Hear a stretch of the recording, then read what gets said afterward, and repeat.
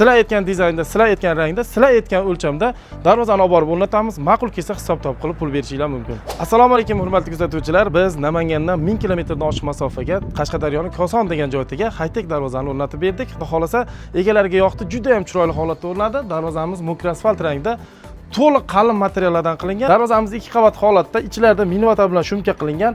Chetki ramkalari 10 2/1 stenada, qanotlarimiz atrofidagi profillari 2/1 sergenlikka 6/4 profillar ishlatilgan. Listlarimiz Rossiyaning Magnitogorskiy haqiqiy stenasi toza chiqadigan горячий listlar 2 qavat holatda qilingan. Darvozamiz ichkariga ochiladi. Kichkina eshigimizni chap tomonga egalariga qulay holatda qo'yib berdik. Darvozachimiz bilan naves, darvoza, reshotka, baryer va barcha metall shiylar sifatli, tezkor, ishonchli bitadi.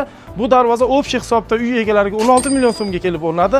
Kvadrat metri, razmer va materialga qarab kelishiladi. 1 million 450 ming so'mdan 1 million 750 ming so'mgacha chiqadi. Buni 2 qavatli yoki 3 qavatli holatda ishlansa bo'ladi. 3 qavatligining farqi orqa tomoni tekis gladkiy bo'ladi. Darvoza полностью importning lak, matvi holatda importning kraska Xitoy banishli kraskalar ishlatilgan. O'rtadagi qora joylariga biz glansiviy nerjivik yopishtirmadik. Qora kraskalari bilan qo'l mehnatida chiroyli holatda ishlab berganmiz. Lazer deskada chizilgan gullarimizni ham orqa qismlari bo'yalgan.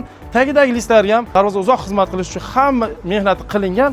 Pastki qismlarni biz ochiq qoldirganmiz, sababi suv, chang o'rnab qolib darvozani umrini qisqartirib zanglatib yubormasligi uchun.